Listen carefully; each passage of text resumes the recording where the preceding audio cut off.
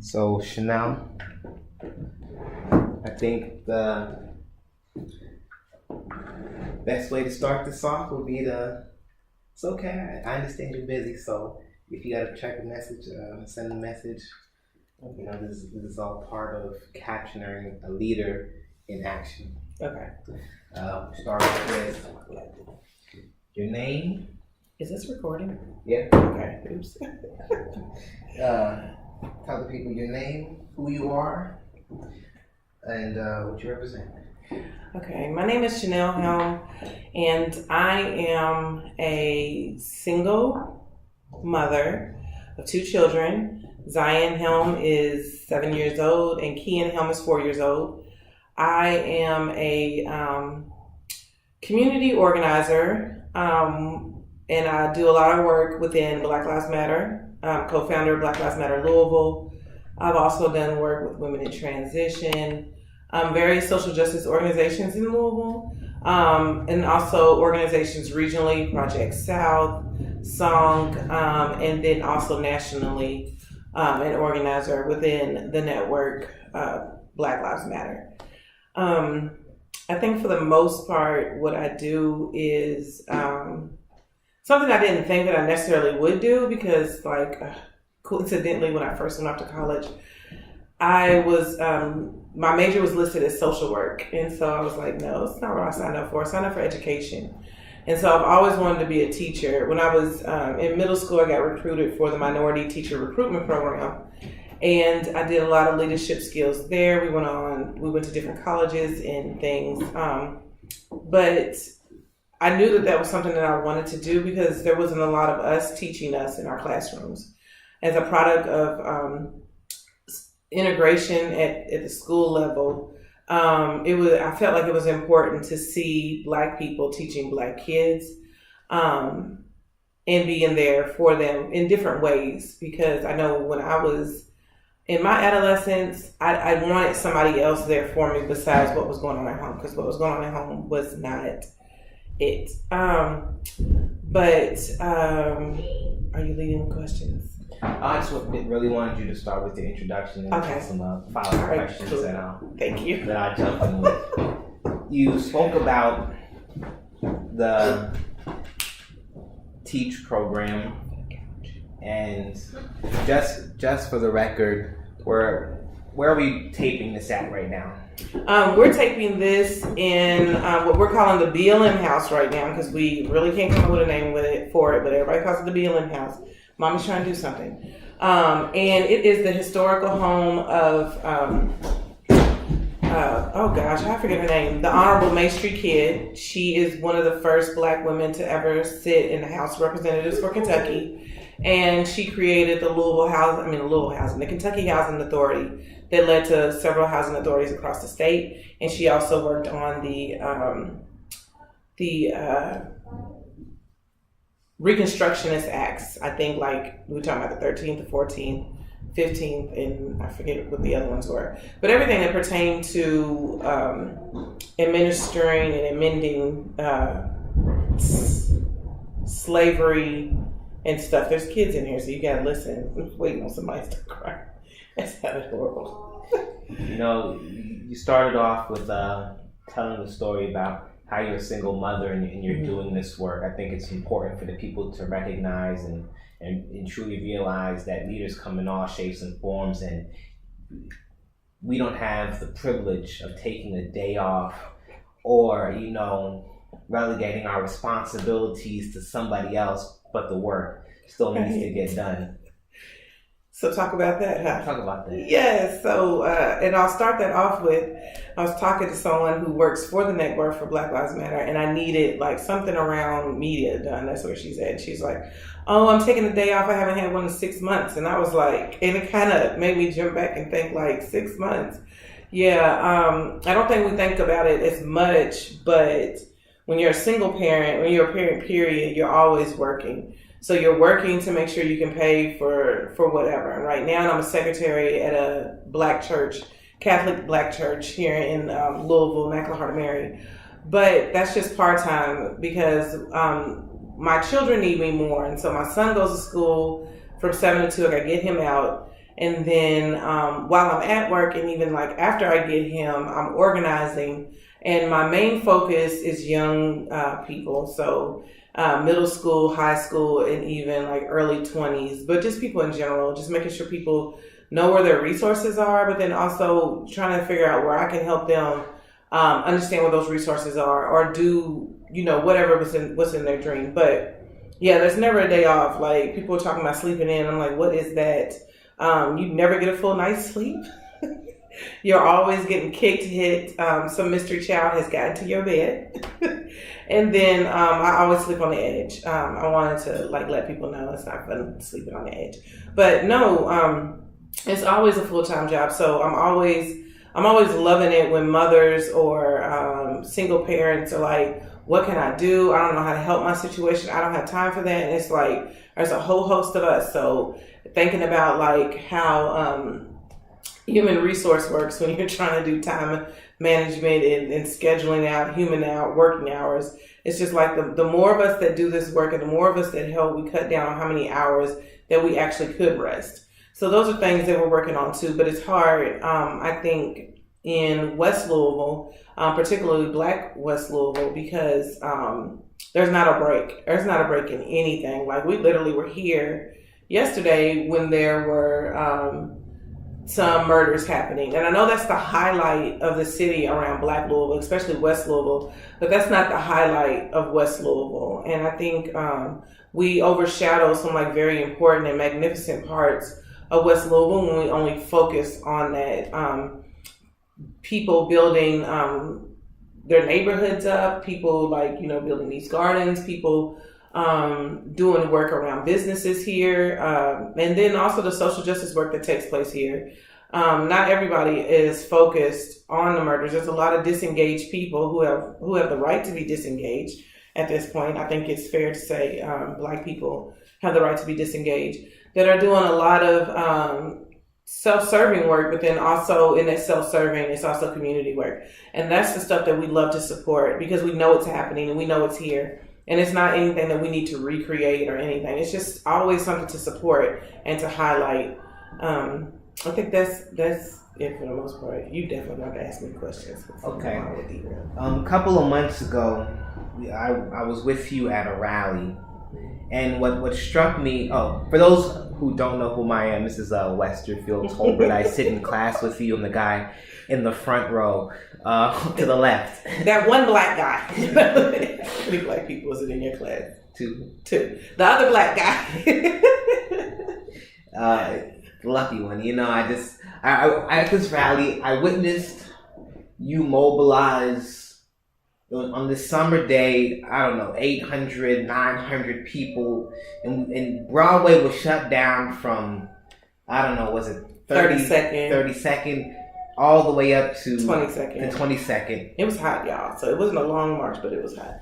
And I recognized that day more so than other days that when Chanelle calls, the people will come, and that's a brand of leadership that sometimes goes unnoticed in a world where everything is flash bang, the news is reporting crime, and you have, for lack of a better words, community spokespeople in certain areas, but then you have people who come out, bring people out who are engaged in the process of trying to make the community a better place. Could you take me back to that day and kind of what was going on at that particular time? So the time that he's talking about was July. I'll start with July 2nd. It's always constant for us to look at the disadvantage that we go through, the continual systemic racism that continuously happens to us. I laugh because it's just 150 years later, 151, 52 years later, you think white people kind of get it together and get other white people together about this bullshit. And then also our government too. But you know what? I guess it really wasn't important because look who's in office, right? So we're battling that. That's not too much important because things that happen locally affect us faster. And we're looking at some very serious things that are going on here. We got a lot to address. This whole claim that the murder rate is going up around people who, going to derail here for a minute, this is my weakness, around people who don't grow the drugs that they sell, don't manufacture the drugs that they sell. If you understand, drugs have to be manufactured into the product that they are. And I'm a geographer. You can't grow the drugs over here in whatever capacity. Don't make the guns that they sell. Name me a black gun owner, manufacturer for that matter. Name me the people who are black that make gun pieces and parts. So we don't have any black gun stores either. However, and you're not going to tell me that people are out here thieving and robbing people's homes, stealing guns at the capacity that the shootings are happening. That's just not logical. And I think can't even think of the business model I was getting ready to say, but it's just like, the little supply and demand. If you have this certain way that you're supplying the product, it has to come from somewhere, and it's mysterious here. So that's a question mark. It's extremely mysterious here, although the state does take in weapons and auctions them off without anybody's information. So anyway, we're looking at that, and July 2nd, a man, and I forgot his name, got killed by the police. And it was mysterious. 4th and Oak? No, this year, this was 2016. Nobody had gotten killed by the police until August, and that was Darnell Ricker. We hold accountability sessions with the police so they understand where we're coming from, and they've also trying to run this whole Blue Lives Matter thing as the morale for the police have gone down. There's no such thing as Blue Lives Matter, anybody targeting police. The police have always been targeted since their creation. No matter what you think, history just tells itself. But what happened after he got killed, and trying to process that, and he got killed in a very grotesque way. The next thing you know, I think on the 3rd was a guy on a motorcycle. He got shot by the police while he was riding the motorcycle, not aimed at the police. On the 4th, Alton Sterling got shot in that video that you watched, slinging CDs, and that's it, claiming that he had a gun, in which he did not. And then on the 5th, the day that we got chapterized as Black Lives Matter chapter here, we saw, he can lay there with that. What's that boy's name? Castillo. Fidel Castillo? Yeah, Castillo. Get his arm shot off in front of his girlfriend and girlfriend's daughter on a mistake.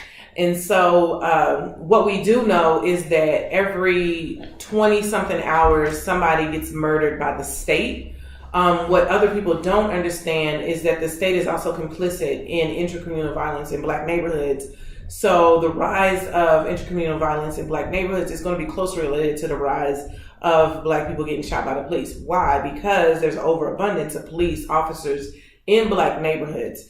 And to help you kind of like get stuck and kind of conceive that yesterday somebody got shot, 7 police officers rushed over there to where he got shot, but where were the police officers beforehand? So policing doesn't work. Anyway, we were responding to that, and everybody wanted us to do a rally. And so I kind of waited trying to see if anybody else would, because there's so much turmoil in our community. Community leaders are always trying to figure out what the answers are instead of working with each other, because it's just too much going on.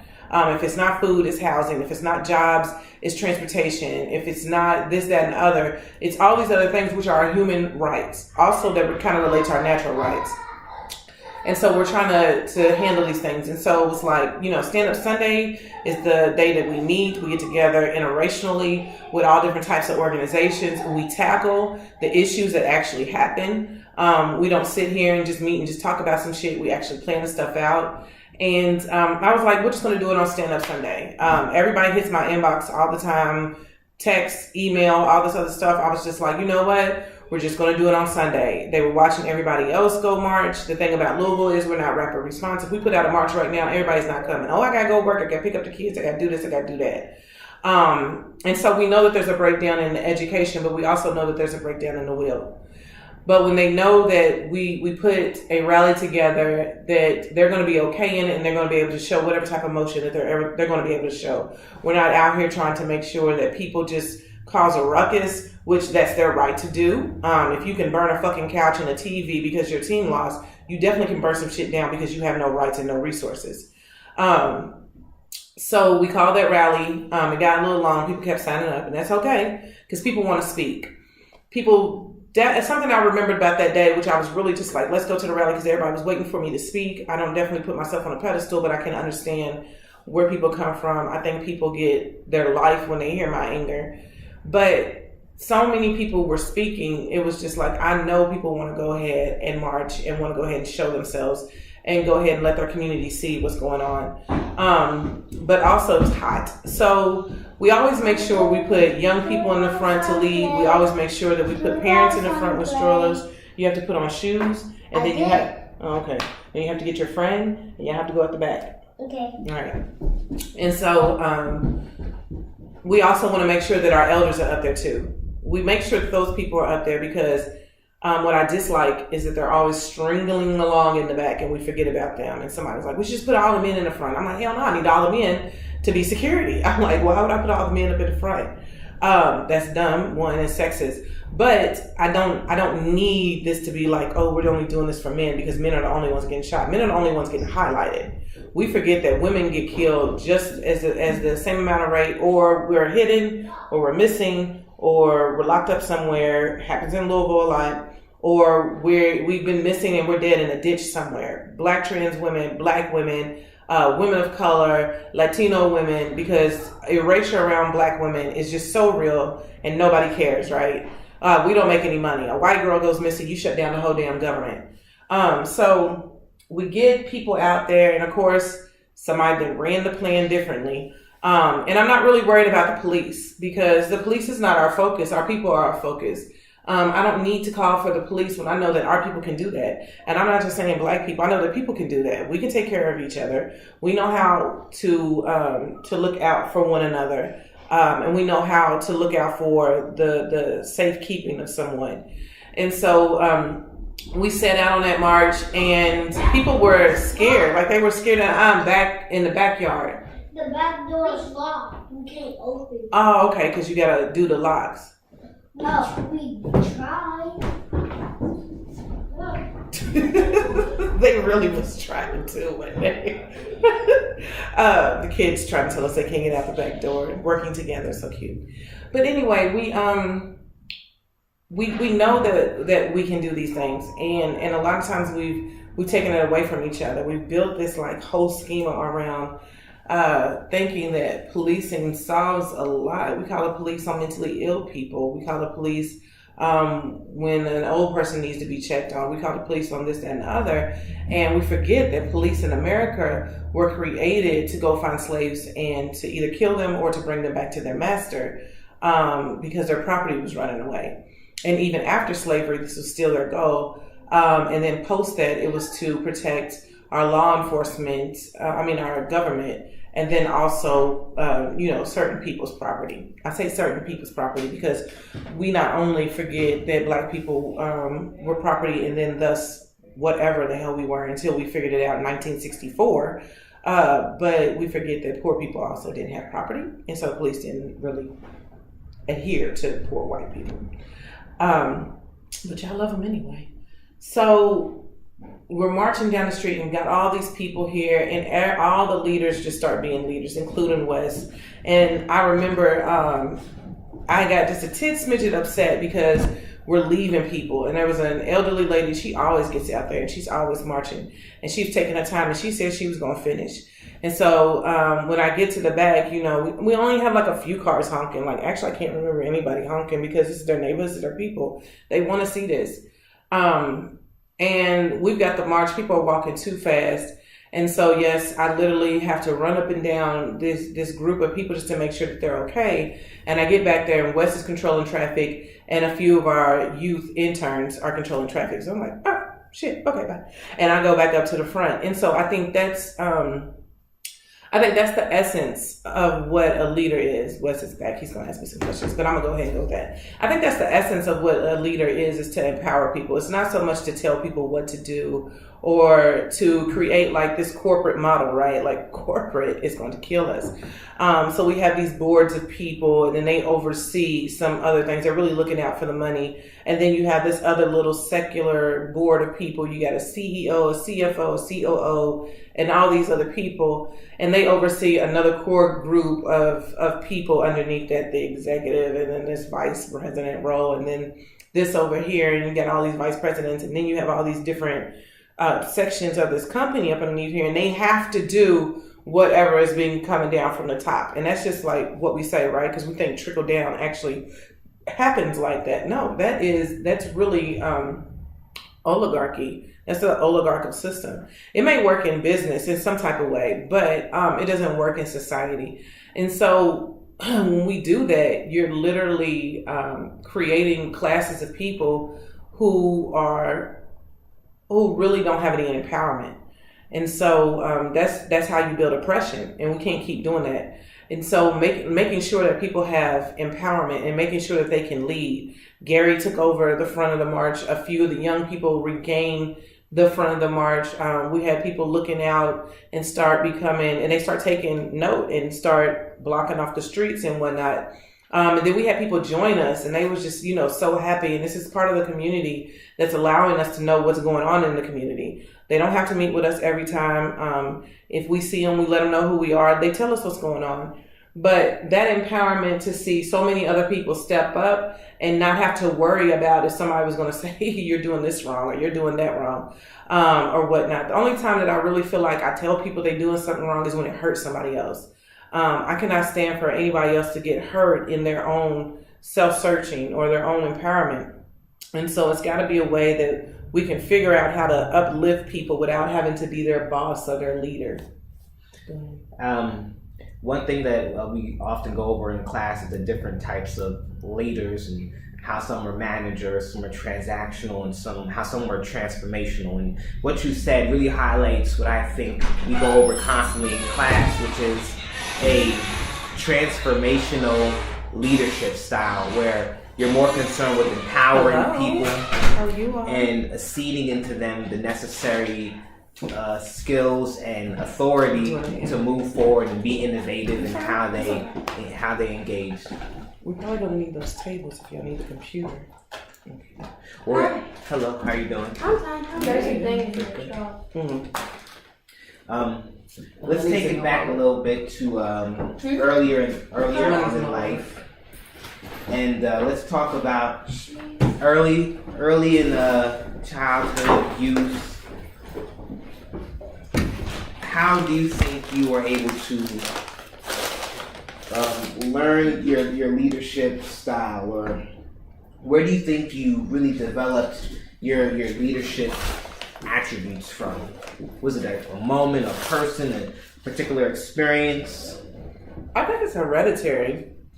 Because our family is full of some strong-headed women. I know that is innate to like African culture, just one of those matriarchal society things. But I've always been in my household with my grandmother. And I know watching her, but then also her sisters, like they were always doing something. And if something needs to be done, and that's my grandmother, it's like, forget it, I'll do it myself. And so I know I did that from her. And I think it really is innate in me. And I gave it to my daughter, gosh. So at any time I wanted to do something, I was always doing it. I always walked away from home at a young age, just like my daughter. Really annoying and nerve-wracking. But I could always find my way back. I've been taking public transportation since I was 6. On my own. Especially when I went to Brown School. I hate Brown School, but whatever. I love it, but I hate that JCPS won't give me transportation. I never understood that. Jealous, just so jealous. They gotta rule everything, but then they're gonna be upset about charter schools. Like y'all do the most. But yeah, I've always felt like, or maybe I'm just lucky that way. That whatever I set out that I need to do, that I can go ahead and do it, and I need to go ahead and try and do it. Except build my own resume. I don't even know words for building my own resume. And cover letters. Those are the only things that I like have trouble and get so anxiety about. But other than that, I've always done things. I've been really smart all my life, and so I got to tutor like special needs children, which people might think, oh, that's remedial. It has nothing to do with that. There's all different types of special needs, and I was really like physical therapist with them, understanding that there were things that they could or could not do. I think it really has to do with me being an empath, so I could tell, like helping them. So I always did that, and I was always a tutor. So do you think that leadership is intuitive? Mm-hmm. Well, I think it has to be with the personality. Okay. Because I think for the most part, our personality guides our leadership. And so we find these one leaders, all leaders we say are charismatic.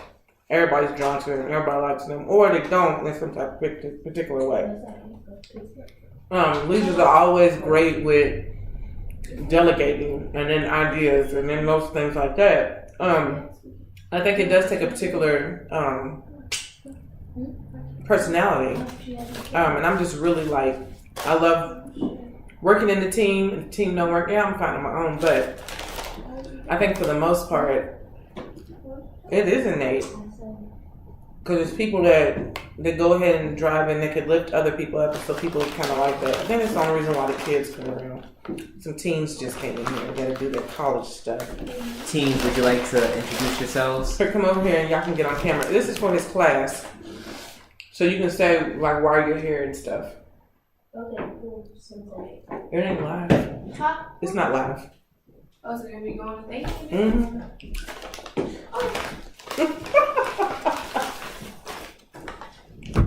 Say why you're here, or introduce yourself. Say how you know Miss Chanelle. I'm a coworker too, so I'm fine with that. Why you like to work with her and what she does. Say hello. Hi, I'm Zay. This is my second time meeting Chanelle, and I like her a whole lot. And she's helping me get my college stuff together because I played a whole lot of games this whole school year. Come on, Shrew. And she is really lit. She's on the ball game. She's actually doing much better than my counselors, and I appreciate her hard work. Thank you. You're welcome. Are you getting ready to finish your scholarship? Oh, I'm doing that with my mom tonight. Girl, okay, you gotta turn in tomorrow. I know, so I'm having it all together. She pushed me to make sure I got my scholarships together, and she actually helped me figure out the date. I ain't slow or nothing, but I was sitting on the first I page. figured it out. Okay. And who are you? My name is Halima, and I'm also a senior, and I've been knowing Chanelle for a really long time, and she's also helping me get my college stuff together. Get her life together. Well, yeah, my life together. Right now she's helping me with getting scholarships and trying to get some fees waived, and I didn't even know that until she brought it to my attention that I could get some of those waived. So I'm very thankful for you, Chanelle. And if you want to donate at any time to these young Yes. people, Oh, yes. you can do that at blackliveslouisville.org. Go to Stand Up Sunday over in the left-hand corner. It would be this way, right? No, it would be that way. Everybody's over here like this. And then you go down to donate, and then just put it in for general funding. Doesn't matter, because when I see it coming at the date, I know what it's for. Whatever you have. Some people put in $3 or $2. It's okay. I would appreciate everything. Me too. So thank you. Thank you. Thank you. Can you ladies think of a moment where you all saw Miss Chanelle really stand out as a leader, something that just made it click for you that she was someone worthy of listening to and good to follow? When she used the chalkboard that I pulled out the side, and she wrote our names down, and she put a whole line through, and she started listing out everything that we needed to get done so we could check it off. And before we left, she said, I'm going to check this, but I'm not going to erase anything until everything is finished. And that's when I knew I was in very good hands. She's thinking about the same thing I was thinking about. I was thinking about yesterday when she was talking to us about all the stuff that we have to get done. And she was like, by the end of today or by the end of tomorrow, by the end of whenever, I'm done seeing you, something's going to be accomplished. I don't care what it is, but something's going to be accomplished. So yeah, that's what made her stand out to me. Support. Right there, that's accountability. That's transformative, not transactional. That's, and I think, this is Wes again. Hi. I think that's important, and it demonstrates that everything that Chanelle said about housing and justice and police and marches, raising children, those were all responsibilities that were in addition to helping these young people get their college scholarships prepared for, find funding for school. So it's a whole other set of responsibilities outside of the regular 9 to 5s that a lot of people, you know, are limited to, at least limit themselves to in the work that they do. Anything else would you like to say?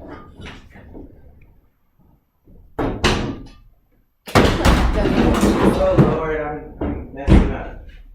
No, that was really eye-opening, and it goes back to what Chanelle had been telling us yesterday when we were talking about how we had took so long to get everything together.